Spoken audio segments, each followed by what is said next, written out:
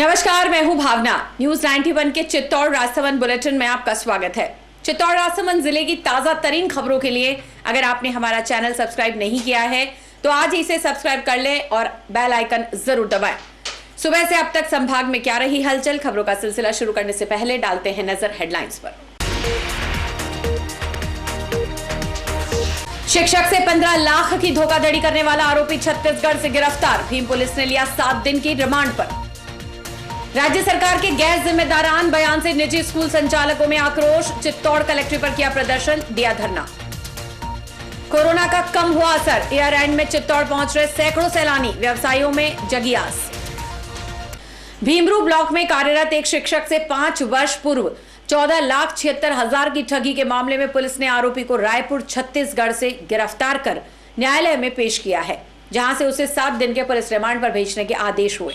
Remand अवधि समाप्त होने पर आरोपी को न्यायालय में पेश किया जाएगा। पुलिस उप निरीक्षक दलपत सिंह ने बताया कि ब्लॉक के जस्सा खेड़ा में कार्यरत शिक्षक आशीष विश्वा पुत्र चंद्रकांत विश्वा निवासी भीम ने सितंबर 2020 में पुलिस थाने में प्राथमिकी दर्ज करा। बताया कि कपड़े के व्यापार में शामिल करने हेतु आरोपी ने 14,76,000 रुपए लेकर लाभांश भी नहीं दिया और ना ही पैसे लौटाए। आरोपी ने अपना घर और पता पहचान बदलकर दूसरे स्थान पर रहने लगा, जिस पर एसआई दलपत सिंह, कांस्टेबल मनोज कुमार सुखराम आदि की टीम ने रायपुर छत्तीसगढ़ से आरोपी विजय जेसवानी पुत्र आवतराम जेसवानी को गिरफ्तार कर न्यायालय में पेश किया। बताया कि आरोपी को पुलिस रिमांड पर रहने के दौरान गहन पूछताछ कर मामले का अनुसंधान किया जा रहा है। भीम में वर्ष 2020 में 2020 में प्रकरण दर्ज हुआ था। आशीष विश्वा नाम के टीचर्स हैं, उनके साथ में 2015 से लेकर 2017 तक विजय शेजवानी नामक व्यक्ति ने ठगी की थी। उन्होंने व्यापार के नाम पर इनसे पैसे लिए थे। 2015 से 2017 तक करीब 14,76,000 रुपये इन्होंने प्राप्त किए थे। उसमें व्यापार के नाम के पैसों में यही था कि मूल रकम भी वापस लौटाएंगे तथा लाभ का 10% शेयर्स भी इनको टाइम पर देंगे। लेकिन उनके द्वारा किसी कारणवश न तो वो लाभांश के पैसे दिए गए, नहीं मूल रकम लौटाई गई है। और ये अपना निवास स्थान जो उदयपुर का बता रखा था वो भी छोड़कर अपने छत्तीसगढ़, मूलतः वहाँ की निवासी थी, तो वहाँ चले गए थे। इस पर इनके साथ में धोखाधड़ी की थी। तो हमारे यहाँ से टीम जाकर उन्हें छत्तीसगढ़ से गिरफ्तार कर लेकर आई है और अभी रिमांड पे चल रहे हैं। छत्तीसगढ़ में भी इसके खिलाफ 2 प्रकरण है, एक 420 का है तथा एक शराब तस्करी का है और इसके खिलाफ 138 NI एक्ट के प्रकरण भी चल रहे हैं, जो संबंधित जगह भी मैसेज दिया जाएगा, जहाँ से भी होगा इसे हर मुकदमे में गिरफ्तारी करवाई जाएगी। चित्तौड़गढ़ कलेक्ट्रेट पर निजी स्कूल संचालकों ने शिक्षा मंत्री के दिए बयान को लेकर विरोध प्रदर्शन किया। साथ ही कांग्रेस सरकार द्वारा अपने घोषणा पत्र में किए वादों को पूरा नहीं करने का आरोप लगाते हुए कलेक्ट्रेट पर अनिश्चितकालीन धरना प्रदर्शन शुरू किया है। निजी शिक्षण संस्थान ने प्रदेश के शिक्षा मंत्री गोविंद सिंह डोटासरा द्वारा दिए गए बयान का विरोध किया है। उन्होंने कहा कि उनके दिए गए बयान से पूरे राज्य के निजी शिक्षण संस्थान संचालकों में आक्रोश है।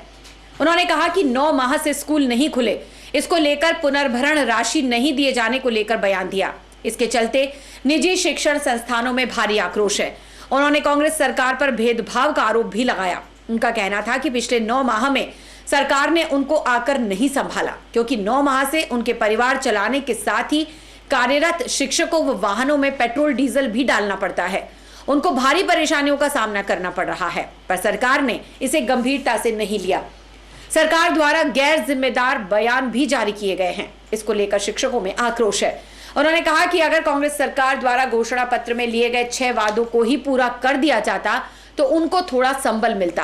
बहरहाल उन्होंने अनिश्चितकालीन कलेक्ट्रेट पर धरना प्रदर्शन शुरू कर दिया है। हमारी मांग ये है सर कि निजी स्कूलों के साथ जो बराबर भेदभाव किया जा रहा है कांग्रेस सरकार के द्वारा, तो इस वजह से हम लोग सभी आहत हैं। कोविड के बाद में हमारी स्थितियां और ज़्यादा बद से बदतर होती चली गई। अभी तत्कालीन शिक्षा मंत्री जो हैं गोविंद सिंह जी डोटासरा साहब, उन्होंने एक विवादास्पद बयान दिया है और बयान ये है कि विगत 9 महीने से निजी स्कूलें नहीं खुली और बच्चे स्कूल में पढ़ने नहीं गए, तो हम निःशुल्क कैटेगरी में पढ़ने वाले बच्चों की पुनर्भरण राशि जो है वो स्कूलों को प्रदान नहीं करेंगे। जबकि इधर सुप्रीम कोर्ट ने, हाई कोर्ट ने इस प्रकार के फैसले दिए हैं कि विद्यालय में पढ़ने वाले दूसरे जो 75% बच्चे हैं उनके अभिभावकों को 70 से 60% पैसा हमको इस सेशन के लिए जमा कराना है।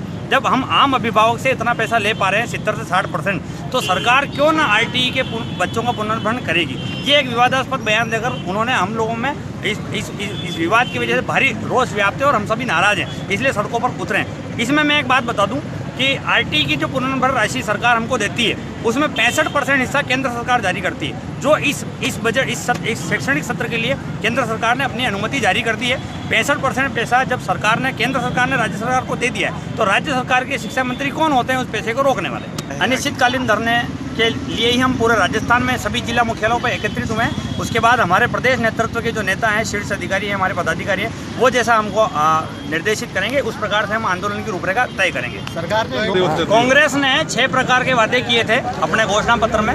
उसमें सबसे पहला और प्रमुख वादा था कि निजी स्कूल जो हैं, जो लघु और मध्यम दर्जे के जो विद्यालय हैं, उनके कल्याण के लिए एक बोर्ड का गठन किया जाएगा ताकि उनका संरक्षण और संवर्धन किया जा सके। ये प्रमुख वादा था। तो इसके बारे में अभी तक कोई रूपरेखा नहीं बनी और इसको पूरा करने का प्रयास 6 में से एक भी वादा पूरा किया है। 6 में से एक भी वादा पूरा नहीं किया गया था। 9 महीने में इस कोविड के दौरान सरकार ने निजी स्कूलों की कोई खैर खबर नहीं ली। हमारे पास भी हमारा ड्राइवर है, हमारी बाई जी है, हमारे टीचर है, हमारा स्टाफ है, बेचारा वो कैसे अपना परिवार सर्वाइव करेगा। फिर भी हमने 9 महीने जैसे तैसे निकाले और अंत में जाकर के जब हमारा ये हक बनता है आरटीई का पैसा लेना, तब भी शिक्षा मंत्री ने गैरवाजिब स्टेटमेंट देकर के हम सभी में एक आंदोलन करने के लिए उन्होंने हमें प्रेरित किया है। तो हम एक धरना प्रदर्शन अनिश्चितकालीन शिक्षा परिवार के समर्थन में हम करते हैं और जब तक शिक्षा मंत्री अपना स्टेटमेंट वापस नहीं लेता है तब तक हमारा धरना जारी रहेगा। विश्व प्रसिद्ध ऐतिहासिक चित्तौड़गढ़ दुर्ग पर साल के अंतिम दिनों में पर्यटकों की खासी रेलमपेल देखी जा रही है, जिसके चलते स्थानीय लोगों को यहां रोजगार की आस बंधने लगी है। यहां आने वाले सैलानी दुर्ग के इतिहास को जानकर अभिभूत हो रहे हैं। वहीं पर्यटकों की भीड़ बढ़ने से किले पर कई जगहों पर वाहनों की लंबी लंबी कतारें लग रही हैं। पुलिस प्रशासन ने दुर्ग पर यातायात पुलिस कर्मियों की तैनाती भी की है। कोरोना काल के कारण लंबे अरसे से दुर्ग पर पर्यटकों की आवाजाही नहीं होने से स्थानीय लोगों के रोजगार पर भी खासा असर पड़ने लग गया था। लेकिन जैसे जैसे कोरोना रोगियों की संख्या में कमी आने लगी, वैसे वैसे दुर्ग पर पर्यटकों की चहलकदमी शुरू हो गई। पिछले 2 माह से सैलानियों की आवाजाही शुरू होने से स्थानीय लोगों को रोजगार की आस बंधने लगी। वर्ष के अंतिम दिनों में, अवकाश के दिनों में दुर्ग पर देश के कोने कोने से पर्यटकों की खासी रेलमपेल देखने को मिल रही है। खासतौर पर गुजरात के पर्यटकों की खासी भीड़ यहां पहुंच रही है। टिकट ऑनलाइन जो कर रखा है, यहाँ टावर आने में कमी है, लोग बहुत परेशान हो रहे हैं, टिकट मिल नहीं पा रहे हैं। और तो भीड़ तो क्या है, यहाँ गाड़ी की भी कमी है, तो वो दूर दूर कर सके यार, कितने दूर हुआ है। रात संडे भी है, वन वे कर रखा है, उसके बावजूद भी भीड़ बहुत ज़्यादा है। ये होल इंडिया से टूरिस्ट आ रहे हैं, फॉरेनर सब कोई नहीं है, सब इंडिया के टूरिस्ट है। कोई महाराष्ट्र से है, कोई गुजरात से है, कोई दिल्ली से है, कोई यूपी से है, सभी स्टेट के घूमने के लिए। भीम क्षेत्र में राष्ट्रीय राजमार्ग पर करांतिया बरार में पाटनेश्वर महादेव के समीप देर रात 2 मोटरसाइकिलों की आमने सामने की भिड़ंत में एक रिटायर्ड फौजी की दर्दनाक मृत्यु हो गई, जबकि 3 अन्य घायल हो गए। हादसे के बाद मौके पर पहुंचे एएसआई बालूराम से प्राप्त जानकारी के अनुसार 2 बाइकों की आमने सामने की भिड़ंत में पूर्व सैनिक देवराज सिंह निवासी पायरी काचवली की दर्दनाक मृत्यु हो गई। अन्य मोटरसाइकिल पर सवार बड़तू निवासी एक पुरुष व महिला घायल हो गए, जिनको सामुदायिक स्वास्थ्य केंद्र में भर्ती करा उपचार प्रारंभ करवाया गया। पुलिस ने वहां दुर्घटना का मामला पंजीकृत कर अनुसंधान प्रारंभ किया है। शव का पोस्टमार्टम करवाकर परिजनों को सौंप दिया है। पंचायती राज चुनाव में कुमावत समाज के जीते हुए जनप्रतिनिधियों का सम्मान समारोह चित्तौड़ के निजी होटल में आयोजित किया गया। इसमें समाजजनों ने चित्तौड़ विधायक चंद्रभान सिंह आक्या की उपस्थिति में 7 जनप्रतिनिधियों का सम्मान किया। पंचायती राज चुनाव में पंचायत समिति में कुमावत समाज के 7 जनप्रतिनिधि चुने गए, जिनके सम्मान के लिए समाजजनों ने एक सम्मान समारोह का आयोजन किया। विधायक चंद्रभान सिंह आक्या के मुख्य आतिथ्य में आयोजित किए गए इस समारोह में सभी जनप्रतिनिधियों का सम्मान किया गया। इस अवसर पर अपने संबोधन में विधायक चंद्रभान सिंह ने कहा कि कुमावत समाज हमेशा से समाज सेवा में अपनी अग्रणी भूमिका निभाता रहा है और इसी के चलते आज इस पंचायत समिति चुनाव में 7 जनप्रतिनिधि चुनकर पंचायत में गए हैं। इस अवसर पर उप जिला प्रमुख भूपेंद्र बड़ोली, भूमि विकास चेयरमैन कमलेश पुरोहित, श्रवण सिंह राव, युधिष्ठिर कुमावत, भरत कुमावत, राधेश्याम कुमावत, शंकरलाल बामणिया, सत्यनारायण, सावा बालूराम बोहेड़ा सहित कुमावत समाज के कई पदाधिकारी और समाजजन मौजूद रहे। राजनीतिक हो या दूसरों कोई भी शिक्षा वर्ग हो या कोई भी कंपटीशन है, बड़ी में एक भावना जागृत हुए और आगे बढ़वा की काफ़ी आदमी में तरक्की रहे। एक आवाज समाज का सब लोगों ने धन्यवाद और समाज को पार्टी के प्रति, भारतीय जनता पार्टी के प्रति काफ़ी आशीर्वाद, आप सब लोगों को लंबा टाइम आशीर्वाद है।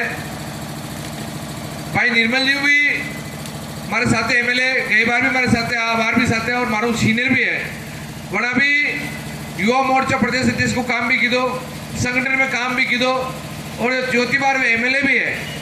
मारो मोड़ों भी बात कहीं गई बार भी सीट मांगी दोगी पास ही, तो काफ़ी उन्होंने बातचीत करवा को मौका भी मिले और आपको समाज को पार्टी के प्रति काफ़ी संबंध और काफ़ी आशीर्वाद पूरा राजस्थान में देखने ने मिलो। हमारी विधानसभा में देखने ने मिलो, बोले पदेसर पंचायत समिति हो या चित्तौड़ पंचायत समिति हो, काफ़ी आशीर्वाद आप लोगों को रहा है। और समाज का प्रतिनिधि देवे की बात हुई या टिकट के देवे की बात हुई, बड़ी मैंने भी बुला और टिकट देवे की कोशिश भी की थी और टिकट दीदा भी है।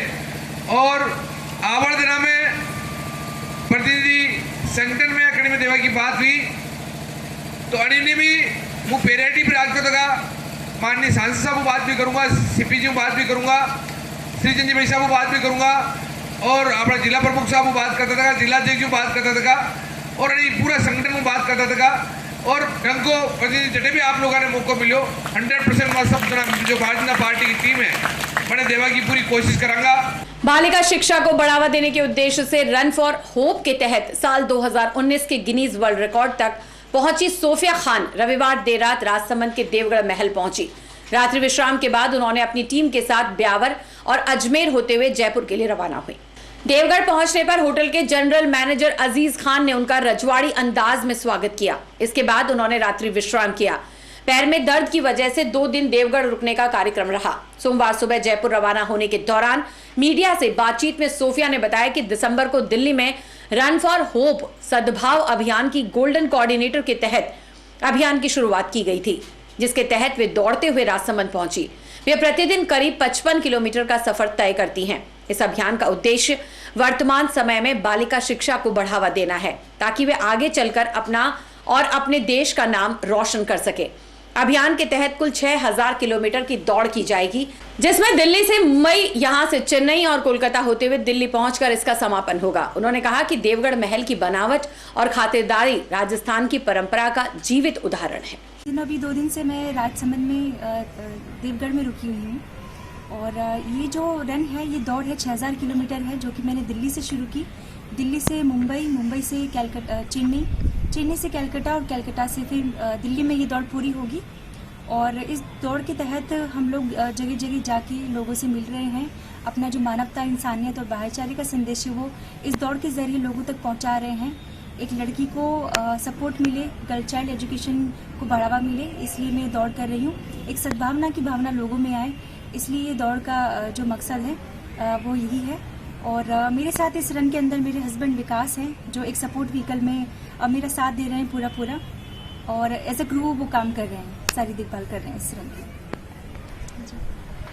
तो ये थी चित्तौड़ राजसमंद बुलेटिन की खास खबरें। अपने स्मार्टफोन पर संभाग की ताज़ा खबरों से अपडेट रहने के लिए आज ही हमारा चैनल सब्सक्राइब करें और बेल आइकन जरूर दबाएं।